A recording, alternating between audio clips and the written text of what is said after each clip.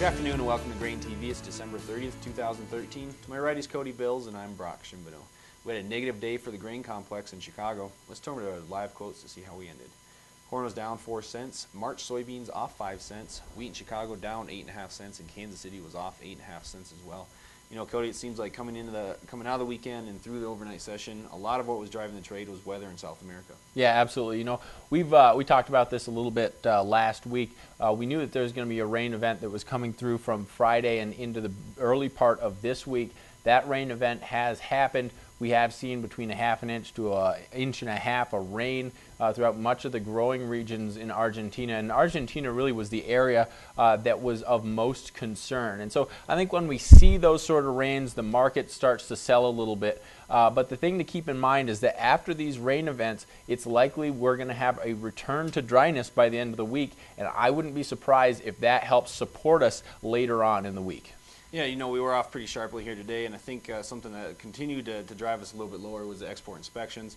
You know, we missed on all three commodities today. We saw wheat, corn, and soybeans all miss expectations.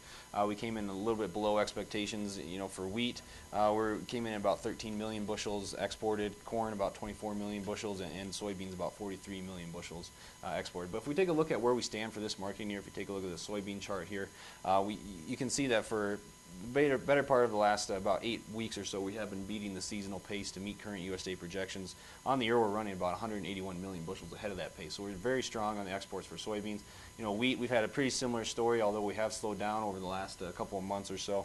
For wheat, we're still running about 116 million bushels ahead of pace to meet the current USDA projections. So even though this week was a little bit disappointing, allowed a little bit of selling to go on today, overall for the year, you know, corn, wheat, and soybeans are all beating the seasonal pace to meet USDA projections. So very good on the export inspections throughout this marketing year. Yeah, absolutely. You know, Brock, one of the things that we continue to watch here is wheat continue to drift lower, and I guess a lot of people are calling in and asking our perspective on this. Will wheat continue to trade off here? And you know, really when I look at this, you know, we went from in October to November, we traded around 720, moved down to around that 650 level. By that time, we bounced a little bit. We had a little bit of a consolidation, a little bit of a bounce. Then we took another leg lower. The way I look at this, you know, this is the second leg of a big move.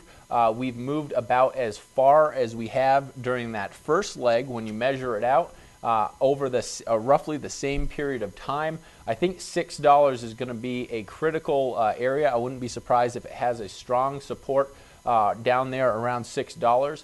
I wouldn't be surprised if we break through $6 here, at least during the middle of the day.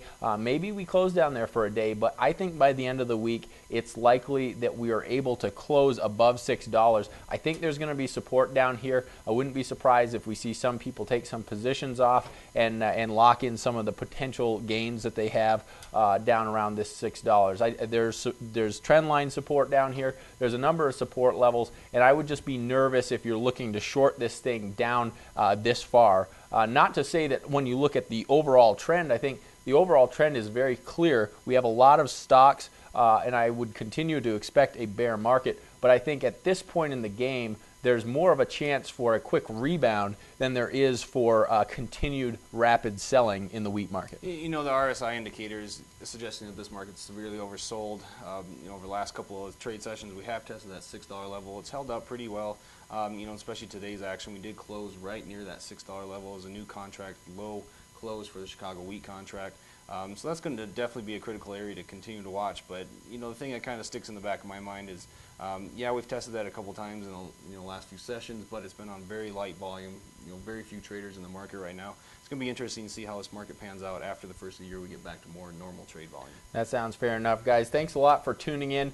Remember that on Tuesday we're going to have a regular close in the grain markets. Wednesday we're going to have that day off. It's going to be closed for the New Year's holiday, and then we're going to resume trade at 8:30 Central Standard Time on Thursday. So if you have any questions about what we talked about today or the schedule, give us a call at 877-472-4607. And remember, if you're interested in trading mobile wheat, go ahead and take a demo at grainhedge.com. Thanks a lot for tuning in. We'll see you here tomorrow.